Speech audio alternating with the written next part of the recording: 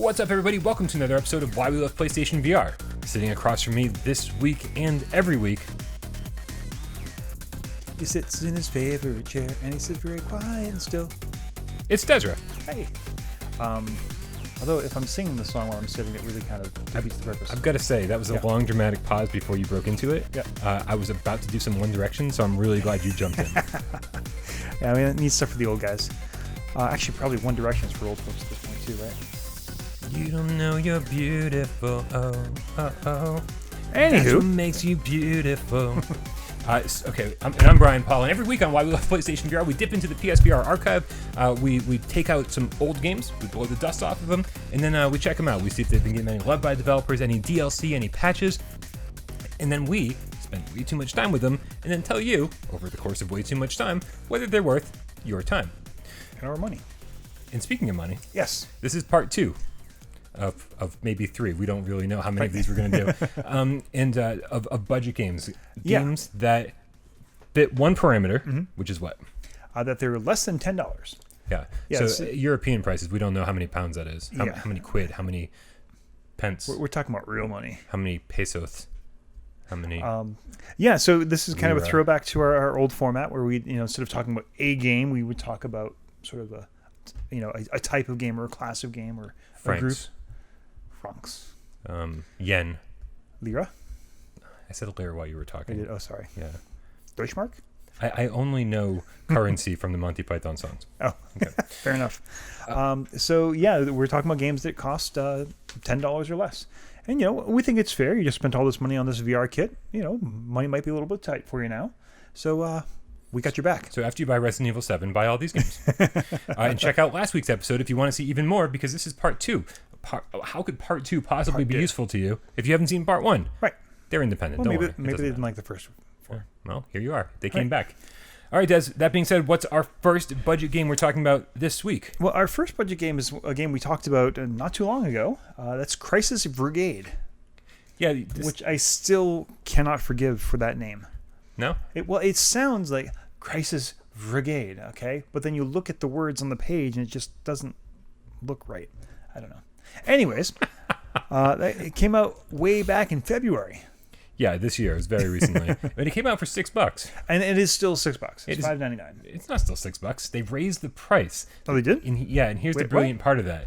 While you look it up and prove Oh, that. no, you're right. That's right. Because I went to my old notes. Yeah, it's $8.99, but it's on sale for $5.99. Oh, it's back on sale. Currently, yeah. So nice. As of this afternoon on the store, because I went back to my old notes for that. It's $8.99 / on sale for $5.99. Yeah.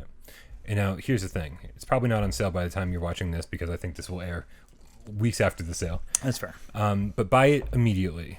And we'll get to that reason soon. Yes. If the price went up once, it'll probably go up again. So buy it as soon as you can. Des, talk to me about Crisis Brigade. Crisis Brigade is kind of the closest thing we've gotten to a Time Crisis-y sort of game, I guess, in some ways. With the exception of Blood and Truth. But yeah, no, Time Crisis I still haven't played yet. But by the time this airs, you'll have totally beaten it. Yeah, well, it's just it's there. I downloaded it. I paid for it. It's sitting there on my console. You've also been very busy. Yeah, a little bit. Okay. But anywho, it is a shooter, and it is a ridiculously hard shooter. You basically you've got and you can use DualShock 4. You can use move controllers. You can use the aim. Pick your poison. I recommend move controllers, but whatever. Yeah, they all have their advantages. They all have their disadvantages. Except for the DualShock, there's no real advantage there. Yeah. Yeah. But anyway, so you're loaded into a scene where you're basically foiling a bank heist, at least for the first level. There's you and your fellow officers, and you've got your one gun, and you're taking out the bad guys. But don't rely on the fellow officers too much. No, they drop out pretty quick. You're the only one left. And that's pretty much it. You're basically just shooting your way through scene by scene. Now, you do have some choice. You'll get to a point where, you finish a scene, it'll say, do you want to go this way or that way? And the branching, there are, again, pros and cons to which way you want to go. Right. If you like just popping up and blowing everyone up, or if you like being a little more tactical, there are kind of different choices that respect that. As you beat the enemies, they can either drop like sometimes they drop like timers, which was like slow everything down. They drop off slightly better weapons, submachine guns, AK-47s, M16s, etc. And that's pretty much the gameplay. And occasionally, if you're real lucky, they'll give you some health. Yes, not very often though. No, but man, when you get it, be very thankful.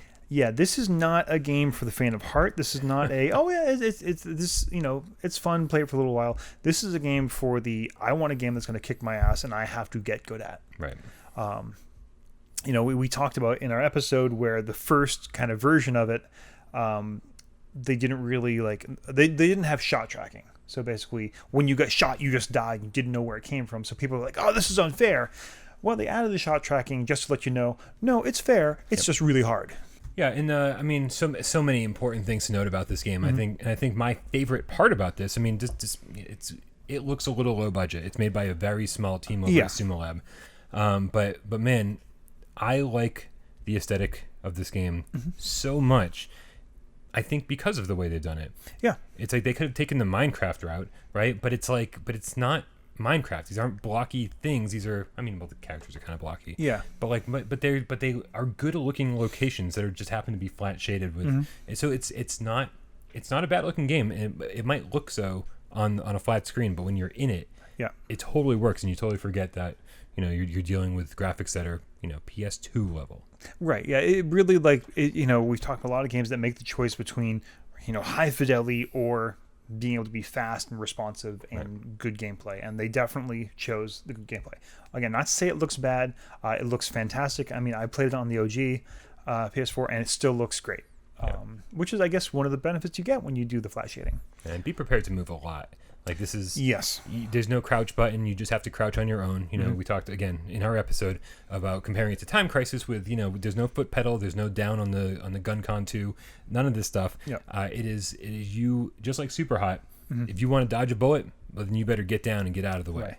And you need to really find cover, because if there is a gap between, say, like a chair and a bookcase that's this wide, they will find it and shoot you through it. Yeah, but you also should find it and shoot them through it. Exactly right. And then, that's just the first level. There's actually an entire other level that is basically you're at the docks. Port Ambush. Port Ambush, yes. And it's, again, the gameplay is very similar. It's a little more open spaces. Yeah. And there are, there's a couple sections that are I don't want to spoil it in case you do play it and make it that far, where the mechanic changes a little bit. Nothing drastically. It's not like, oh my gosh, this is suddenly a different game, but just enough to keep things fresh and interesting. And coming soon at some point will be the third level. Yeah. So after the initial $6 game dropped, they updated it with this new level, which doubled the size of the game, and then they added a shooting range, which kind of help you learn to practice with each of the weapons and learn how to reload faster, because there is a manual reload option and an automatic reload option. Again, each with its own advantage and disadvantage. I'm an auto guy. I'm a manual guy. But unless I'm using the aim controller, which they don't give you an option to do, it's like one of the disadvantages to the aim controller. But man, the aim controller feels great. Yeah. But the thing is the price stayed the same for like a little while after the update came. Yeah. So they gave everyone a chance to be like, oh, the size of the game just doubled. Plus now there's a shooting range. So it's like you get all this extra stuff, and it was free until the price kind of went up to $9. Yeah. So you can only assume this is their new pricing structure. And so when the third level drops, I'm sure it'll be no additional charge. Right. For a day or two, or maybe a week or something. Yeah. And then of course it's probably going to jump up to like $12. Yeah, this is a sneaky way to charge for DLC without charging for DLC, but you're still charging for DLC. Yeah, but you should have bought the game when it was $6 already. But again, it's still, even if it jumps up that much, this is still worth the money. Like, it's a little questionable how they're doing the pricing, but I definitely if they just said straight out, no, this is just a $10 game, fine, great. For the value, for, the size of the team and the size of the game, it's absolutely worth the money. If they jump it up to like $25, then we have a problem. Right. But yeah, this is everything we're talking about today is going to be a 1 by our normal definitions of ones, and this is definitely at just about any price under $10. You should pick this up. I'd agree. So let's see. Moving on to the next game that we're going to talk about. I also chose a shooty game for our very next game. Shooty Fruity's under $10? No. Oh. Great game though. It was a fantastic game. I think we both gave that a 1. I think it's $20. Our next game that we're going to talk about is called Honor and Duty D-Day. Hey! Honor and Duty D-Day by Strange Games Studios, released February 26, 2019, fairly recently. That's Reggie, right? That is Reggie. Hi, Reggie. From Strange Game Studios. Reggie Strange. This game launched at $10, and as far as I know, it's going to remain at $10. I think there's maybe the single player thing that gets added to it that I think might be a separate purchase. I don't really know how the pricing structure is going to work, but even if it gets added to this and the price goes up, well then heck, we've already told you, buy it now. Full disclosure. Yes. I'm in this game. He is. I did not get paid for my appearance in this game. I did not get paid for my work. I have no stake in the success or failure of this game. Not even profit sharing. Nothing. I volunteered because I always wanted to be in a game. Yeah. Reggie called me and he was like, "You want to be in this game?" I was like, "Sure." Little did I know I'd be doing voiceovers at 4 a.m. I'm sorry, I should have sent these to you weeks ago. But yeah, I'm the announcer in the game. It's a very small role. Again, just want to let you know that I was in a game earlier today and capturing some footage. Ooh. In the voiceover went, "The enemy's capturing your control point," and I repeated it because I just do every time. I go, "The enemy's capturing our control point." And the guy goes, "You sound just like that guy." And I was like, I practice a lot. Nice. Every day I practice. So Honor and Duty D-Day. This is super interesting because just like Neptune Flux, the game we talked about last week. Almost all of Strange Game Studios is just Reggie Strange, just one guy. He's got some freelance people, some part-timers that help him with this game specifically. But man, I think 90% of what happens here is Reggie. And just like the game you just talked about, it supports like every control scheme under the sun, including the 3D rudder. But it is it's move. You can use the move controllers, you can use DualShock 4, and you can use the aim controller. And strangely, you can actually use some of these controllers in conjunction with each other.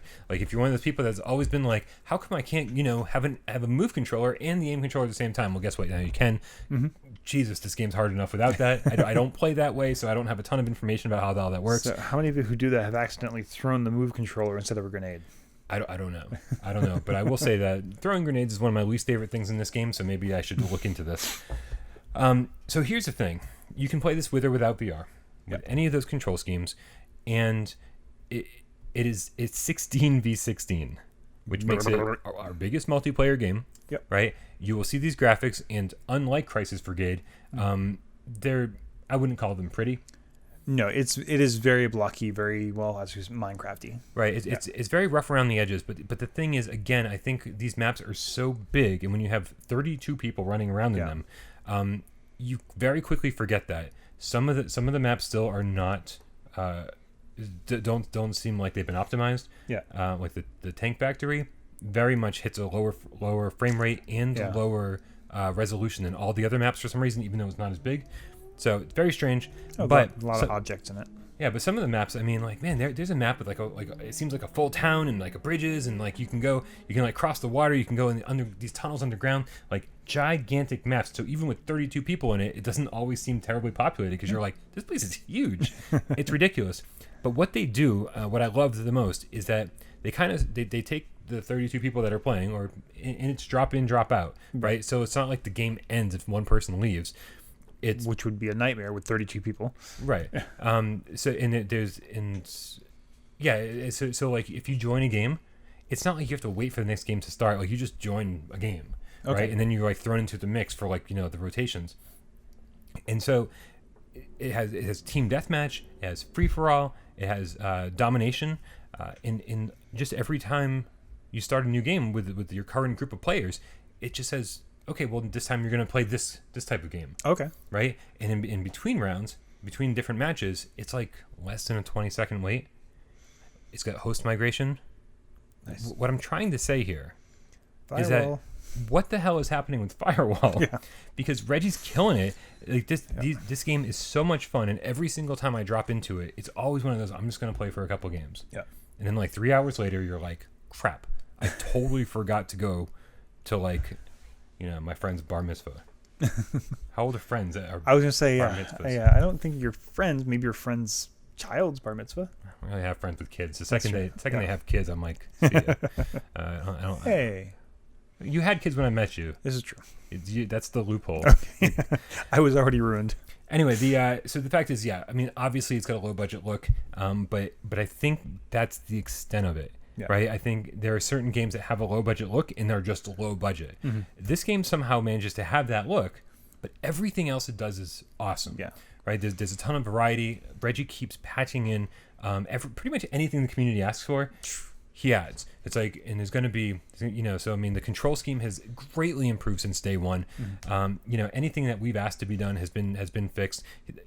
Those planes that are flying overhead, you're going to get to fly those.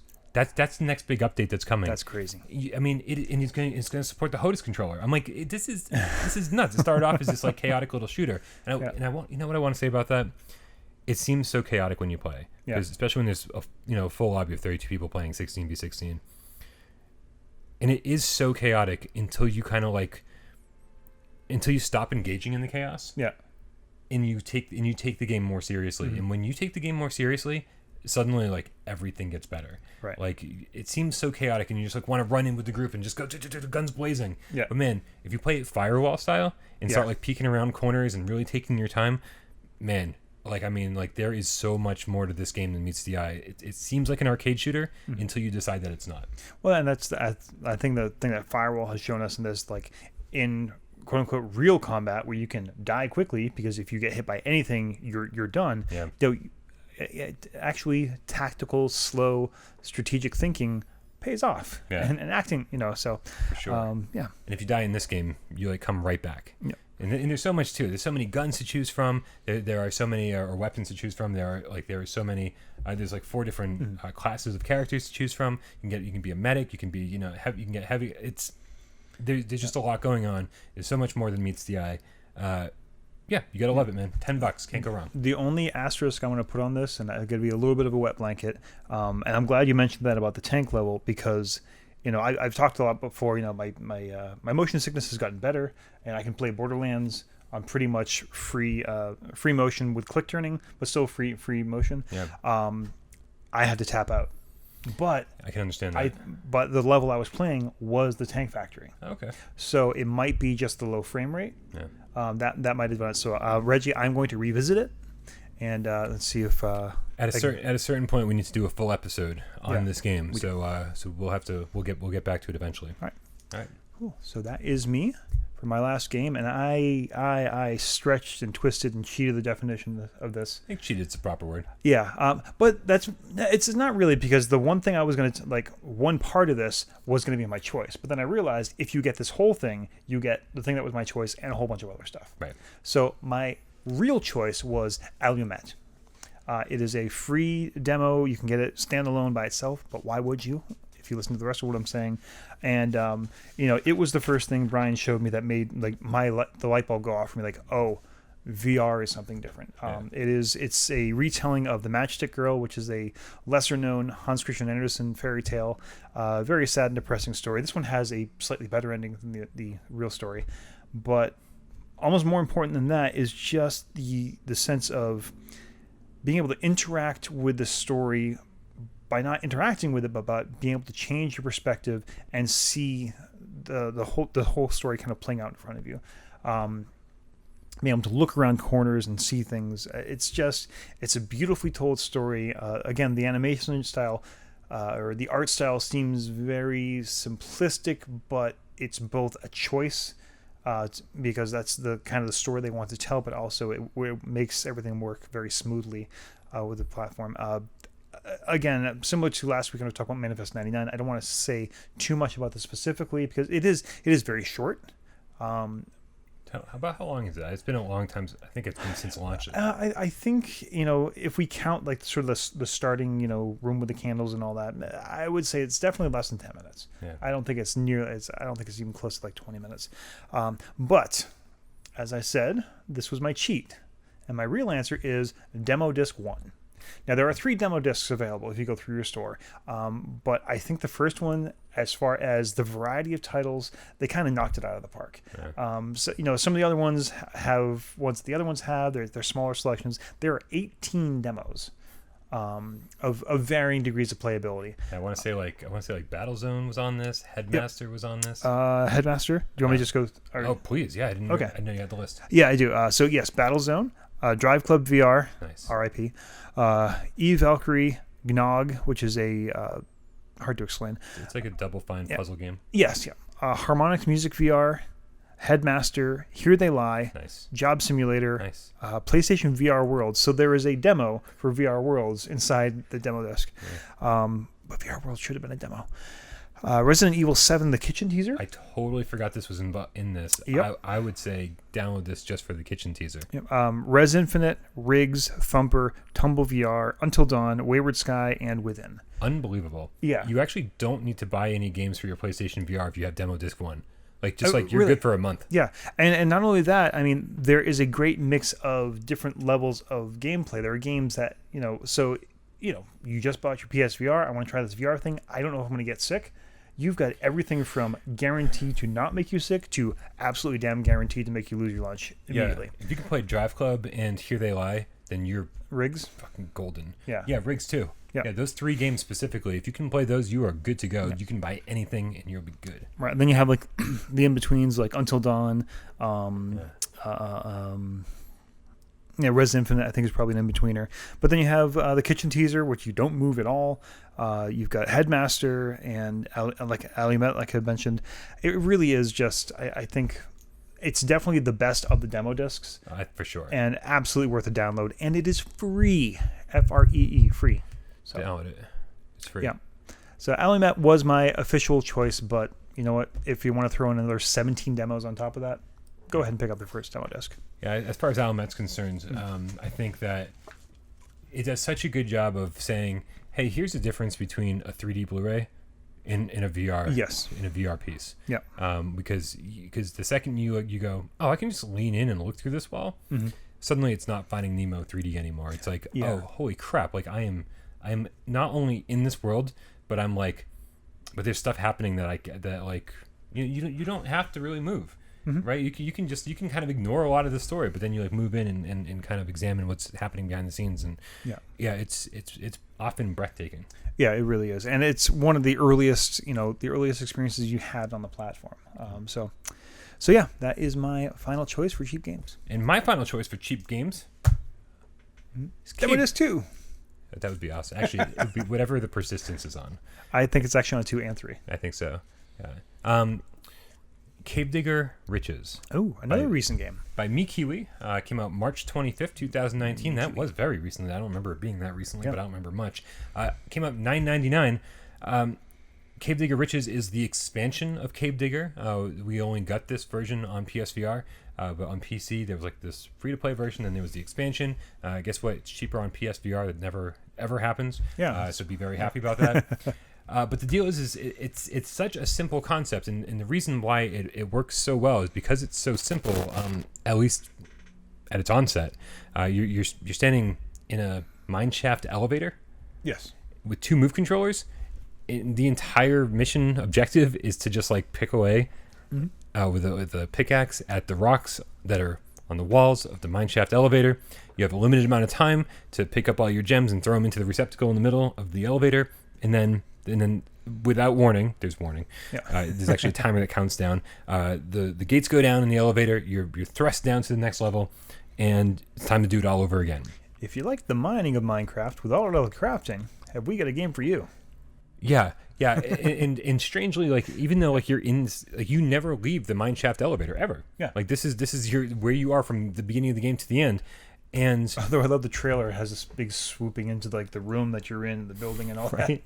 Right. Another misleading trailer, just like Starbear Taxi.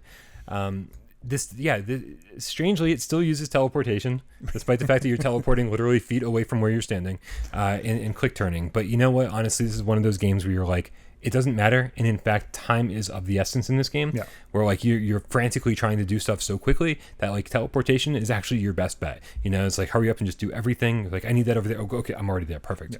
Yeah. But it's sort of deceptively simple. And I struggle with how deep this game actually is. Yeah. Because the thing I like most and least about this game is that it makes you think that there's so much more going on than there is, to the point where you're how much is going on? And honestly, I would ruin it for you if I told you. But man, it is discovering the secrets in Cave Digger is the best part of Cave Digger. Yeah. Because so there's basically 2 different things you're doing. right? Every time you complete a run, you get money for all the stuff that you got, all the gems, all the hidden objects and stuff, and then you're able to. It brings you to the place that you're talking about in the trailer, and it's basically a store. It's a saloon, but then it has like a little table where there's a store, and you can like upgrade things. Like a better pickaxe, like one that's sort of like mechanized, or this kind of like sonar, 3D imaging echolocation device where you can kind of see what's in the rocks, so you're not wasting your time picking away at them. Right. Kind of find the stuff. There's drills and there's like this rotary saw and all sorts of different things that'll like help you like to do better on your next run. Mm. And they all kind of have like this. They're all like sort of like out of place because if this is supposed to be the Old West, it's kind of like a steampunk Old West. Okay. Where there's like Wild West, where there's like wires and stuff sticking out of things that there probably shouldn't be wires and stuff sticking out of. But there's also like all these question marks. You're like, I just bought this glove, and I don't know what the heck it does. Oh, I found a key.